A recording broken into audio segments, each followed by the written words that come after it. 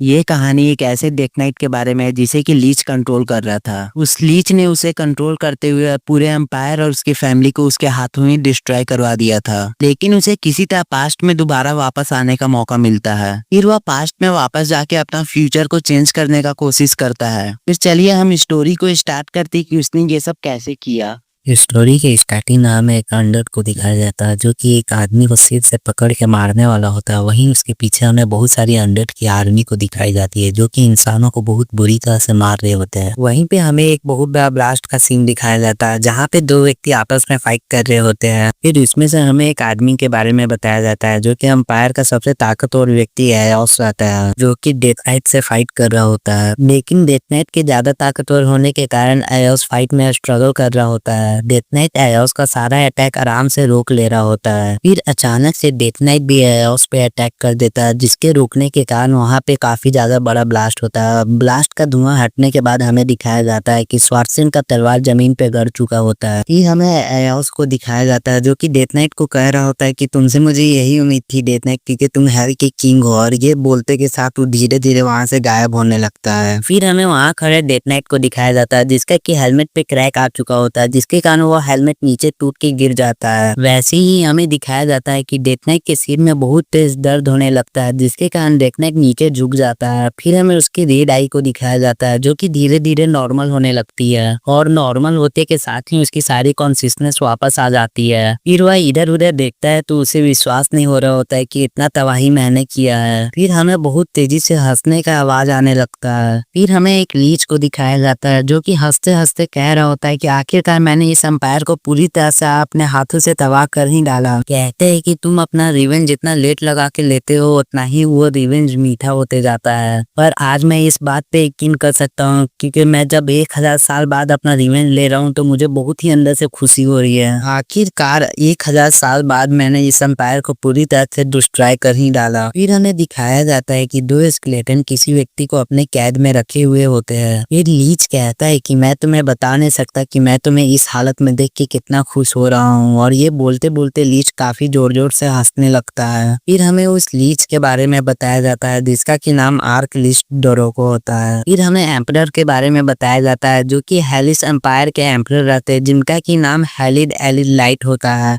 जो कि रोते हुए कह रहे होते हैं कि तुम मेरे सभी प्रजा लोग को कैसे मार सकते हो। फिर एम्परर अपनी बात कंटिन्यू करते हुए कहता है कि तुम जैसे लीच को तो नर्क में होना चाहिए था, तुम यहाँ क्या कर रहे हो। फिर इस बात को लीच अपना कॉम्प्लीमेंट लेके कहता है कि तुम्हारा शुक्रिया। फिर लीच कहता है कि तुम्हारा बकबक करना खत्म हो गया तो मैं अपना राज अभिषेक शुरू करूँ। फिर एम्परर बोलने लगता है कि तुम ये क्या बकवास कर रहे हो, क्या तुम इस राज के एम्परर बनने के काबिल भी हो। फिर लीच हंसते हंसते बोलने लगता है कि मैंने इस सारे कॉन्टिनेंट को मिला के एक कॉन्टिनेंट बनाया हो तो ऐसे भी मैं ही इस सारे कॉन्टिनेंट का एम्परर कहलाऊंगा, तुम नहीं। एम्परर अपने दांत पीसते हुए बोलता है कि डैम इट, ये क्या हो रहा है। तभी हमें सारे डीमन जनरल को दिखाया जाता है जो कि सभी हावन मुड़ के कह रहे होते हैं आपने बहुत अच्छा किया डीमन किंग, सभी इंसानों के ऊपर कब्जा करके। फिर जो है डीमन किंग कहता है कि डेथ नाइट जाके मेरा ताज ले आओ, मुझे ताज को पहन के देखना है कि कैसा लगता है। फिर हमें उस ताज को दिखाया जाता है जो कि बहुत ही ज्यादा चमक रहा होता है जिसे कि डेथ नाइट अपने हाथों में पकड़ा हुआ होता है। फिर डेथ नाइट उस ताज को अपने हाथों में लेके थोड़ा आगे बढ़ के रुक जाता है। फिर डीमन किंग कहता है कि आओ डेथ नाइट, तुम अपने हाथों से मुझे इस ताज को पहनाओ क्योंकि तुम्हारे कारण ही हमने इस लड़ाई को इतनी आसानी से जीत पाया है। बताओ तुम क्या गिफ्ट चाहते हो। इतना कुछ बोलने के बाद भी डेथ नाइट का जब रिप्लाई नहीं आता है तब डीमन किंग भी चुप हो जाता है। फिर वो कहता है कि मैं ये सब क्या बोल रहा हूँ, मैं तो भूल ही गया था, ये तो मेरा एक गुलाम है जिसे कि मैंने खुद से ही क्रिएट किया है। ये सभी लोग का सबसे बड़ा गिफ्ट यही है कि इन लोग मेरा जिंदगी भर सेवा करे। फिर डेथ नाइट अपने मैजिक से वो ताज को डीमन किंग के सामने भेज देता है जिसे देख के डीमन किंग एकदम हैरान हो जाता है कि ये डेथ नाइट क्या कर रहा है, अपने मैजिक से इस ताज को मेरे तरफ क्यों भेज रहा है। तभी अचानक से डेथ नाइट उस ताज को ब्लास्ट कर देता है। अचानक से इस ब्लास्ट को देखते हुए सभी डीमन जनरल हैरान हो चुके रहते हैं। तभी हमें डीमन किंग को दिखाया जाता है जो कि अपने बैरियर के मदद से इस ब्लास्ट से बच चुका रहता है। फिर हमें सभी डीमन जनरल को दिखाया जाता है जो कि डीमन किंग के सामने आके खड़े हो जाते हैं अटैक करने के लिए। फिर डीमन किंग सभी लोगों को रुकने के लिए इशारा करता है और कहता है डेथ नाइट तुम ये क्या कर रहे हो। फिर डीमन किंग को दिखाया जाता है जिसने की डेथ नाइट के अटैक रोकने के बावजूद भी उसे चोट लग चुकी रहती है। वो मन में सोच रहा होता है कि मैंने तो उसका अटैक रोक लिया था, तब मुझे चोट कैसे लगी। डीमन किंग कहता है कि मैंने तो तुम्हें कभी अटैक करने के लिए कहा ही नहीं था। फिर डेथ नाइट कह रहा होता है कि आखिरकार मैं अब आजाद हो ही गया। फिर हमें पूरी तरह से डेथ नाइट को दिखाया जाता है जो कि बहुत ही ज्यादा कूल लग रहा होता है। वो कह रहा होता है कि आखिरकार मैं अब अपना इच्छा अनुसार जो मन वो कर सकता हूँ। सभी डीमन जनरल डेथ नाइट को कह रहे होते हैं कि तुम ये क्या बकवास कर रहे हो डेथ नाइट, आखिरकार हमने तो तुम्हारी सारी याददाश्त मिटा दी थी, तो तुम्हारी याददाश्त वापस कैसे आ गई। फिर डेथ नाइट कहता है कि तुम्हें क्या लगा था कि तुम सभी लोगों ने मेरी याददाश्त मिटा दी, बट सच बात तो ये है कि मेरी याददाश्त कभी आज तक गई ही नहीं थी। तुम लोगों ने मेरे सोल को मेरे बॉडी के अंदर ट्रैप कर दिया था, लेकिन मैं बाहर क्या हो रहा है वो सब देख भी सकता था और महसूस भी कर सकता था। इस कारण मुझे सब पता है कि तुमने मेरे से क्या क्या करवाया। फिर डीमन किंग बोल रहा होता है कि तुम जो बोल रहे हो सच है, तो तुम तो मेरे सबसे अच्छा एक्सपेरिमेंट में से भी एक हो, इसलिए मैं तुम्हें एक मौका देना चाहता हूँ। तुम मेरे 5 डीमन जनरल को हरा दोगे तो मैं तुम्हारी सारी गलतियों को माफ कर दूंगा। ये बोलते के साथ ही वो सभी अपने डीमन जनरल को भेज देता है अटैक करने के लिए और कहता है कि तुम इससे तब तक फाइट करो जब तक मैं कोई तरीका ना खोल लूं इसे दोबारा अपने कंट्रोल में करने का। तभी सारे डीमन जनरल मिलकर डेथ नाइट पे एक साथ अटैक कर देते हैं। तभी वहाँ बहुत बड़ा ब्लास्ट होता है जिसका इम्पैक्ट डीमन किंग तक भी आता है। तभी डेथ नाइट अपना सबसे ताकतवर अटैक लॉन्च करता है। उस अटैक के कारण सभी डीमन जनरल एक बार में ही मारे जाते हैं। उस अटैक का इम्पैक्ट डीमन किंग तक भी आता है जिसके कारण डीमन किंग भी पीछे चला जाता है। फिर डीमन किंग कहता है कि अब ऐसी ही बात है तो मुझे ही फाइट में आना होगा, और कहते के साथ ही जितने भी लोग वार में मरे हुए होते हैं वो सभी लोगों को अनडेड में कन्वर्ट करके अटैक करने के लिए भेज देता है। तभी हमें सभी अनडेड को सामने की ओर से दिखाया जाता है जो कि बहुत ही खौफनाक दिख रहे होते हैं, जो कि सभी रोर करते हुए सामने की ओर अटैक करने के लिए जा रहे होते हैं। फिर डेथ नाइट अपने बॉडी में से ऑरा रिलीज करते हुए रेडी हो जाता है और सभी लोगों को अपनी जगह पे रुक जाने के लिए बोलता है। का बोलते के साथ ही इतना ज्यादा प्रेशर निकलता है कि सभी अनडेड अपने जगह पे ही रुक जाते हैं। तभी उसकी आंखों को दिखाई जाती है जो कि ब्लू कलर में ग्लो करने लगती है। वैसे ही अपना मुट्ठी बंद करते हुए कहता है कि तुम सभी लोग जहाँ से आए वहाँ वापस चले जाओ। उसके ऐसे बोलते के साथ ही सभी अनडेड डीमन किंग के सामने ही ब्लास्ट हो जाते हैं। फिर डीमन किंग कांपते हुए सोचता है कि ऐसा नहीं हो सकता, इसने मेरी सभी अनडेड आर्मी को बिना कुछ किए हुए ही हरा दिया। फिर हमें डेथ नाइट को दिखाया जाता है जिसके बॉडी में से बहुत ही भयंकर ऑरा निकल रहा होता है। फिर डीमन किंग घबराते हुए डेथ नाइट को कहता है कि मैं जानता हूँ कि तुम मेरे से नाराज हो क्योंकि मैंने तुम्हारे साथ ये सब किया, लेकिन उसकी किसी भी बात का डेथ नाइट पे कोई फर्क नहीं पड़ रहा होता है। फिर हमें डीमन किंग को दिखाया जाता है जो कि अपने मन ही मन हंस रहा होता है और बोलता है कि मुझे पता था ये सब एक न एक दिन जरूर होगा, इस कारण मैंने बहुत सारा बॉडी को प्रिजर्व करके रखा है। जैसे ही मैं मरूंगा वैसे ही मेरी आत्मा नई शरीर में चली जाएगी और मैं फिर से दोबारा जिंदा हो जाऊंगा, और जैसे ही इसे लगेगा कि ये जीत गया वैसे ही मैं दोबारा आके इस पे कंट्रोल कर लूंगा। फिर डेथ नाइट कहता है कि तुमने मुझे हजारों सालों के लिए मुझे खुद के ही अंदर कैद कर दिया, तो तुम्हें क्या लगता है कि मैं तुम्हें क्या जिंदा छोड़ दूंगा। उसकी इस तरह की जवाब सुन के डीमन किंग एकदम हैरान हो जाता है। फिर डेथ नाइट अपना अटैक रेडी करते हुए डीमन किंग को बोलता है कि मैंने अपने शरीर के अंदर कैद रख के एक ऐसा टेक्निक बना लिया हूँ जिससे कि मैं तुम्हारा सोल को भी पूरी तरह से खत्म कर सकता हूँ। फिर डीमन किंग कहता है कि ऐसी कोई टेक्निक हो ही नहीं सकती जो किसी आदमी के सोल को भी खत्म कर दे, लेकिन वो जैसे ही डेथ नाइट को देखता है कि डेथ नाइट अटैक करने वाला रहता है वैसे ही डीमन किंग सोचता है कि मैं यहाँ से भाग जाता हूँ, लेकिन डेथ नाइट का अटैक डीमन किंग के बहुत पास आ जाता है। उसके कारण डीमन किंग हैरान हो जाता है। जैसे ही डीमन किंग का ध्यान भटकता है वैसे ही डेथ नाइट का अटैक डीमन किंग को लग जाता है, लेकिन डेथ नाइट का अटैक लगने के बाद भी डीमन किंग को कुछ नहीं होता, जिसके कारण डीमन किंग बहुत खुश हो जाता है। कहता है कि हाँ मुझे पता था कि ऐसा कोई अटैक हो ही नहीं सकता जो किसी आदमी का सोल को पूरी तरह से खत्म कर दे। तभी उसकी आत्मा उसके शरीर में से निकलने लगती है जिसके कारण वो काफी जोर जोर से चिल्लाने लगता है। फिर हमें दिखाया जाता है कि उसकी आत्मा एक ब्लैक होल टाइप की चीज में जाने लगती है। उसका आत्मा पूरी तरह से ऑब्जर्व हो जाने के बाद उसकी शरीर हवा में ही ब्लास्ट कर जाती है। वैसे ही उसका स्केलेटन सर जमीन पे गिरता है। उसका स्केलेटन को गिरा देखने के उसके पास जाके उसको पूरी तरह से क्रश करते हुए कहता है कि तुम नर्क में जाओ डीमन किंग। फिर हमें एम्परर को दिखाया जाता है जो कि कांपते हुए डेथ नाइट को देख के सोच रहा होता है कि यहाँ पे ये क्या चल रहा है। फिर डेथ नाइट जमीन पे बैठते हुए कहता है कि आखिरकार फाइनली अब ये सब खत्म हो ही चुका, अब मुझे सिर्फ एक ही काम करना है। ये बोलते के साथ अपना स्वाड को वो हाथ में पकड़ लेता है। मुझे उन सभी लोगों से माफी मांगनी होगी।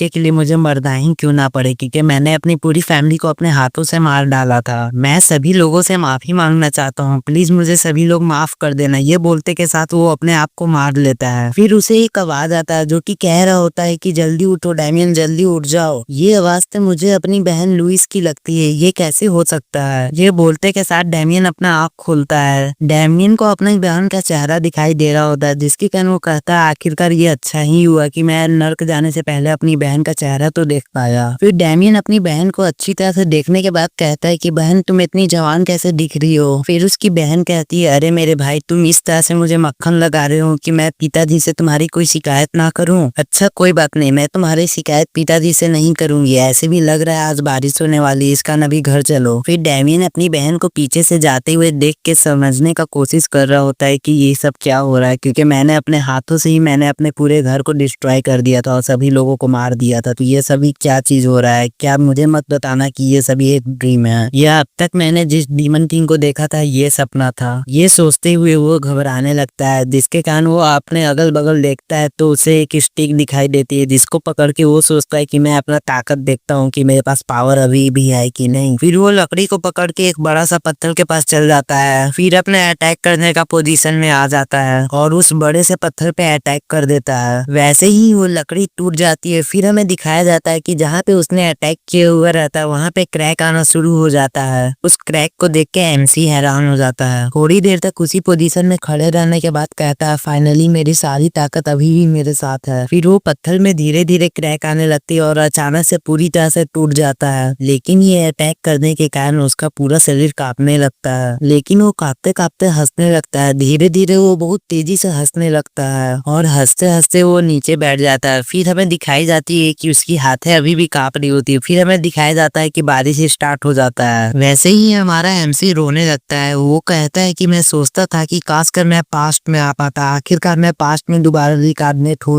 गया। अब मैं कभी भी अपने फैमिली को दोबारा छोड़ के नहीं जाऊंगा। फिर वो अपने हमें पास्ट के बारे में बताता है, कहता है कि मेरे पास एक ऐसा टैलेंट है जिसके कारण मैं अपना फैमिली का हॉनर खराब करने का तरीका ढूंढ ही लेता था। वहीं पे उसके पापा उसको डांटते हुए कहते हैं कि मैंने सुना है कि तुमने एक बार में जाके फाइट किया और तुम्हें उन सभी लोगों से माफी भी मांगनी पड़ी, तुम्हें शर्म नहीं आती क्या अपना फैमिली का नाम खराब करते हुए। फिर अपने पापा से डांट सुनकर वो अपने रूम में उदास होकर लेटा हुआ रहता है। तभी उसका छोटा भाई घबराते हुए आकर कहता है कि तुमने ये क्या कर दिया, तुमने उस लायन ब्लूम मर्चेंट के यंग मास्टर से फाइट किया था, तुम्हारी कारण हमारी बहन को उस यंग मास्टर के साथ जाना पड़ रहा है और ऊपर से तुमने अपनी बहन का जिंदगी भी बर्बाद कर दिया। सभी लोग तुमको सही ही बोलते, तुम्हारे पास टैलेंट है बट अपना फैमिली का नाम मिट्टी में मिलाने का और अपना फैमिली का जितना भी रेपुटेशन बना हुआ है उसको भी हटा देने का। फिर हमें एक और सीन दिखाया जाता है जिसमें कि उसकी मम्मी रोते हुए कह रही होती है कि तुम मुझे सिर्फ एक वजह बता दो जिसके कारण तुमने हमारी फैमिली प्रॉपर्टी पे लोन लिया था। और ये बोलते बोलते डैनियम की मम्मी पूरी तरह से रोने लगती है। फिर डैनियम कहता है कि मेरे पास ये भी टैलेंट है कि मैं पूरा अपना फैमिली का प्रॉपर्टी भी बेच देता हूँ। इसी टैलेंट के कारण मुझे अपना घर से ही बाहर निकाल दिया गया था। जैसे ही मैं घर से बाहर निकलने वाला रहता हूँ वैसे ही मेरी बहन मुझे रोक के कहती है कि तुम लास्ट बार ये मेरे से पैसे ले लो, ये तुम्हारी सफर में काम आएगा, अपने के लिए नहीं तो मेरी खुशी के लिए तो ले लो। फिर डैनियम बोलता है कि तुम सब जानते हुए भी मेरी मदद करना चाहती हो जबकि मेरे कारण ही तुम्हारा लाइफ हेल बन गया। फिर हमें दिखाया जाता है कि डैनियम का हाथ पैसा लेते समय कांप रहा होता है। अचानक से पैसा लेके घर से तेजी से निकल जाता है और जिस दिन मैं घर से भागा उस दिन मुझे ऐसा लगा कि मैं अपना फैमिली को हमेशा के लिए छोड़ के जा रहा हूँ। मुझे उस समय फर्स्ट टाइम एहसास हुआ कि गिल्टी और शर्म क्या चीज होती है। फिर वो अचानक से सोचता है कि मैं पास्ट में रिटर्न कैसे आ गया। शायद ये इसलिए तो नहीं कि मैं मरने से पहले सोच रहा था कि मैं अपनी फैमिली से मिलके माफी मांग पाता। फिर वो स्काई में देखते हुए कहता है कि शायद इसी को डिवाइन मेरिकल कहते हैं। उसको फिर अचानक से रियलाइज होता है कि उसका हाथ अभी भी अटैक करने के कारण कांप रहा होता है। जैसा कि मैंने सोचा था इस टाइप का टेक्निक अभी मैं फाइट में यूज नहीं कर सकता हूँ, लेकिन मेरे पास एक टेक्निक है जिसका कि मैं अभी फाइट में यूज कर सकता हूँ। उसका नाम वेब ब्रेकर है। उस टेक्निक का मदद से हम किसी भी अटैक का पावर को इंक्रीज कर सकते हैं। ये टेक्निक मुझे एक नाइट को मारने के बाद मिला था। और सॉरी गाइज, मैं आप सभी लोगों को बताना भूल गया कि हमारे एमसी के पास टैलेंट कॉपी करने का भी एबिलिटी है। तभी उसे एक आवाज सुनाई देती है, फाइनली आप मुझे मिल गए यंग मास्टर। तभी हमें एक मोटे से बच्चे को दिखाया जाता है जिसको देख के एमसी सोचता है कि शायद ये हमारा सर्वेंट है। तभी उसका नाम याद करते हुए बोलता है कि तुम्हारा नाम वेक्टर है क्या। तभी वेक्टर बोलता है कि यंग मास्टर आपको यहाँ कुछ काम था, लेडी लुइस आपको घर आने के लिए बोली थी तो अभी तक आप आए नहीं, तो मुझे आपकी फिक्र होने लगी, इस कारण मैं आपको देखने चला आया और पेट्रियाज आपसे बहुत नाराज है। तो डैनियम बोलता है कि मैंने क्या किया। तभी वो बोलता है कि आपको सही में नहीं पता आपने क्या किया। डैनियम हैरानी से बोलता है कि नहीं, मुझे नहीं पता। फिर हमारा सीन शिफ्ट होता है विस्काउंट के हाउस पे। वहां से हमें काफी तेज चिल्लाने की आवाज सुनाई देती है, तुम बास्टर, मैं आज तुम्हें छोड़ूंगा नहीं। तभी हमें दिखाया जाता है कि विस्काउंट स्वाड लेके एमसी पे अटैक कर देते हैं, जिसे कि डैनियम साइड हट के डॉज कर लेता है, जिसके कारण उसके पापा और नाराज हो जाते हैं। तभी वो दोबारा एमसी की तरफ अटैक करने के लिए बढ़ने लगते हैं। वैसे ही उनकी वाइफ और उनकी बेटी उन्हें आके पकड़ लेती है और फिर वो बोलते हैं कि तुम्हें पता भी है कि तुमने क्या किया है। तुम एक बार में जाके वहाँ सभी से फाइट करते हो और वहाँ के सभी सामान को तोड़ देते हो। तुम्हारे कारण हमारी पूरी फैमिली का नाम मिट्टी में मिल रहा है। आज मैं तुम्हें नहीं छोड़ूंगा। लेकिन एनसी को रिलीफ फील हो रहा होता है कि मैं अपने फादर से दोबारा डांट खा रहा हूँ और मैं इस टाइम पे रिटर्न आया हूँ जब मुझे बाहर से निकाल दिया गया था। तभी हमें उसके पेरेंट्स के नाम के बारे में बताया जाता है। उसका पापा का नाम ऑसबॉर्न होता है और उसकी मम्मी का नाम मैरिल्डा होता है और उसकी बहन का नाम लुइस होता है। तभी अचानक से एनसी बोलने लगता है कि मैं आप सभी लोगों को बहुत याद करता था। इस टाइप का जवाब सुन के उसके पेरेंट्स हैरान हो जाते हैं। तभी उसके पेरेंट्स कहते हैं तुम क्यों रो रहे हो डैमियन, अब तुम्हारा रोने का क्या कारण है? ऐसे भी तो तुम बहुत मतलबी हो और तुम अभी क्या बहाना बनाना चाहते हो, जल्दी से मुझे बताओ। तभी डैनियम कहता है कि मेरे पास कोई बहाना नहीं है। तभी उसके पापा बोलते हैं कि हाँ मुझे पता था कि तुम्हारे पास कोई बहाना नहीं होगा। वैसे ही अचानक से हैरान होते हुए बोलते हैं क्या तुम्हारे पास सही में कोई बहाना नहीं है? तुम हमेशा कोई ना कोई बहाना या झूठ बोल के अपने आप को बचाने का कोशिश करते हो। डैनियम कहता है कि मुझे पता है मेरे कारण आप सभी लोगों को बहुत सफर करना पड़ता है। मेरे गलती के कारण विस्काउंट का नाम खराब हो जाता है। ये सब जितने भी मैंने काम किया है ये सब मेरी गलती के कारण हुआ है। इसमें कोई बहाना बनाने का मुझे जरूरत नहीं है। मैं आप सभी लोगों से माफी मांगना चाहता हूँ। तभी उसके पापा बोलते हैं तुम्हें पता भी है कि तुम क्या बोल रहे हो? तुम्हें क्या लगता है कि मैं ये सब बात को ऐसे ही जाने दूंगा? डैनियम बोलता है कि नहीं, आपको कोई भी चिंता करने की जरूरत नहीं है, मैं ये सब चीजों को अपने से ही संभाल लूंगा। वैसे ही उसके पापा बोलते हैं क्या तुम इस सब को अपने से संभाल लोगे? फिर डैनियम जाते हुए बोलता है कि हाँ, मैं अपना गलतियों को खुद से ही ठीक करना चाहता हूँ और मुझे वहां से आने के बाद आप मुझे जो भी सजा दीजिएगा मैं उसमें कुछ भी नहीं बोलूंगा। उसकी इस तरह के बात सुन के उसके सभी फैमिली मेंबर हैरान हो जाता है और कहते हैं लगता है उस दिन मैंने इसे कुछ ज्यादा ही मार दिया था, इसके कारण इसके माथे में चोट लग गया है। तभी हमें मर्चेंट टाउन को दिखाया जाता है जिस बार के सामने वेक्टर और डैनियम आ चुके रहते हैं। तभी वेक्टर डैनियम को कहता है कि मुझे पता चला कि सिंडिकेट इन सभी बार वाले का सपोर्ट करता है, इसका आप वहाँ अंदर जाएंगे तो आपके साथ बुरा भी कुछ हो सकता है, तब भी आप यंग मास्टर अंदर जाना चाहेंगे। तभी डैनियम उसकी इस तरह की बात सुन के कहता है कि तुम्हें डर लग रहा है तो तुम वापस जा सकते हो, मुझे कोई प्रॉब्लम नहीं है। ऐसा मैं नहीं कर सकता, आप जा रहे हो तो मुझे भी जाना ही पड़ेगा और ये बेहतर होगा कि हम और आप दोनों एक साथ बच के निकल पाए। तभी डैनियम पीछे घूमते हुए कहता है कि तुम फिक्र मत करो, मैं बार ओनर से बहुत ही शांति से माफी मांग के वापस चला आऊंगा। तभी वेक्टर डैनियम को पीछे से जाते हुए देख के कहता है कि अगर यंग मास्टर सही से बार ओनर से माफी मांग ले तो सब कुछ ठीक हो जाएगा। तभी डैनियम वहां से जाते हुए सोचता है कि मुझे नहीं पता कि मैं पास्ट में दोबारा वापस कैसे आ गया हूँ, बट लेकिन मुझे भगवान ने दोबारा चांस दिया है तो मैं अपनी फैमिली को दोबारा अपने कारण किसी भी तरह का प्रॉब्लम में आने नहीं दूंगा। ये सब सोचते सोचते डैनियम उन सभी लोगों के सामने पहुंच जाता है। डैनियम को सभी लोग देख के हैरान हो जाते हैं। तभी वो दोनों में से एक व्यक्ति डैनियम को देख के कहता है कि हे यंग मास्टर, तुम यहाँ क्यों आए हो? तभी दूसरा व्यक्ति हाथ में चाकू लेके दिखाते हुए कहता है कि हाँ, हमने तुम्हें कहा था ना कि तुम अपना फेस यहाँ दोबारा नहीं दिखाना, तब तुम यहाँ क्यों आए हो? तभी डैनियम इन दोनों का बात सुनते हुए सोचता है कि मुझे याद तो नहीं है कि ये दोनों कौन है, बट मुझे जहाँ तक लग रहा है कि मैं इन सभी लोगों को जानता हूँ। तभी डैनियम बोलता है कि मैं इस बार के ओनर से माफी मांगना चाहता हूँ जो मैंने फाइट किया था उसके लिए। डैनियम की इस तरह की बात सुन के वो दोनों व्यक्ति हैरान हो जाते हैं। फिर हाथ में चाकू पकड़े वाला व्यक्ति कहता है क्या तुम सही में माफी मांगना चाहते हो बॉस से? तभी दूसरा व्यक्ति कहता है नहीं, ये माफी नहीं मांगना चाहता, ये अपने आप को दिखाना चाहता है कि बड़ा फैमिली का यंग मास्टर है, जबकि ऐसा कुछ नहीं है। तभी दूसरा व्यक्ति कहता है कि चलो ठीक है, जब तुम माफी मांगना चाहते हैं तो हम तुम्हारी तरफ से बॉस को कह देंगे, लेकिन मुझे अभी भी विश्वास नहीं हो रहा है कि तुम माफी मांगना चाहते हो। तभी ये दोनों डैनियम के सामने ही बात करने लगते हैं कि मैंने तो सुना था कि ये घटिया फैमिली का यंग मास्टर है जो कि अपना फैमिली के लिए हमेशा मुसीबत खड़ा करता है, बट अब मुझे सामने से देख के लग रहा है कि नहीं, इसमें थोड़ा तो दिमाग है। तभी वो दोनों में से एक आदमी कहता है कि क्या तुमने सुना है इसकी बहुत सुंदर बहन है? तभी दूसरा आदमी कहता है तब तो बहुत अच्छी बात है। तब डैनियम को उन लोग दोनों कहते हैं अगर तुम्हारी बहन आके वो हमसे माफी मांगेगी तब हम तुम्हें माफ कर सकते हैं। तभी डैनियम उन दोनों के हाथ से चाकू लेते हुए कहता है कि मैंने तो सोचा था कि यहाँ से मैं माफी मांग के चुपचाप चला जाऊंगा, बट अब तुम लोग दोनों को हरकत देख के लगता है कि मुझे कुछ एक्शन लेना ही होगा। ऐसा कहते के साथ ही डैनियल उस गुंडे के एक हाथ को काट देता है। वैसे ही एमसी को ऐसा करते देख दोनों गुंडे हैरान हो जाते हैं। फिर वो गुंडा अपना कटे हुए हाथ को देखता है और फिर उसे देख के बहुत कस के चिल्लाने लगता है। एमसी को ऐसा करता देख जो दूसरा गुंडा रहता है वो फाइट करने के लिए रेडी हो जाता है। फिर एमसी कहता है कि चलो आज मैं दिखाता हूँ कि मैं किस टाइप का बंदा हूँ। उतना देर से तुम लोग देखना चाह रहे थे ना कि मेरा पर्सनैलिटी कैसा, आज तुम देखोगे मेरा पर्सनैलिटी कैसा है। फिर हमें उस गुंडे को दिखाया जाता है जो कि नीचे झुक के कांप रहा होता है। वैसे ही हमें एमसी को दिखाया जाता है जिसके कि पीछे से डेथ नाइट का ऑरा निकल रहा होता है और एमसी अपने हाथ में डैगर लेके फाइट करने के लिए रेडी हो जाता है। फिर पीछे से वेक्टर बोलता है रोते हुए कि यंग मास्टर आप ये सब क्या कर रहे हो, आपने तो बोला था कि मैं चुपचाप माफी मांग के आ जाऊंगा बट आप तो यहाँ फाइट करने के लिए रेडी हो रहे हो। उन सभी लोगों के इतना चिल्ला चिल्ला के फाइट करने के कारण वहाँ बहुत ज्यादा भीड़ हो जाता है और आपस में बात करने लगते हैं कि सभी लोग कि देखो यहाँ पे फाइट हो रहा है। तभी वो गुंडा एमसी को कहता है यू बास्टर्ड तुम्हें पता भी है कि मैं कौन हूँ। फिर एमसी कहता है मुझे नहीं फर्क पड़ता कि तुम कौन हो, मैं तो सिर्फ वही कर रहा हूँ जो काम तुमने शुरू किया था, मैं उसे खत्म करूंगा। तभी वो गुंडा अपने हाथ को दिखाते हुए एमसी को कहता है कि मुझे कहना तो नहीं चाहिए बट ये देखो कि मैं ब्लैक स्नेक गैंग का मेंबर हूँ, तुम मेरे साथ फाइट करके कभी भी जिंदा बच के नहीं जाओगे। तभी एमसी कहता है आखिरकार मुझे याद आ ही गया इन सभी लोगों के बारे में, ये सभी लोग ब्लैक स्नेक गैंग के मेंबर है। मैं इस गैंग के बारे में पिछले लाइफ में सुना था जो कि इस समय में अपना इन्फ्लुएंस इंक्रीज कर रहे थे, इस कारण उसने एक बार इस शहर में भी खोला था और मैं इनका बार में गया था तो मैंने देखा कि ये सभी लोग ओवरचार्ज कर रहे तो मैंने उसके खिलाफ कंप्लेन भी की थी, तो उसके बाद इन्होंने मुझे मारा था। इसलिए अब मुझे समझ आ रहा है कि मुझे इन सभी लोगों से माफी नहीं मांगनी चाहिए थी,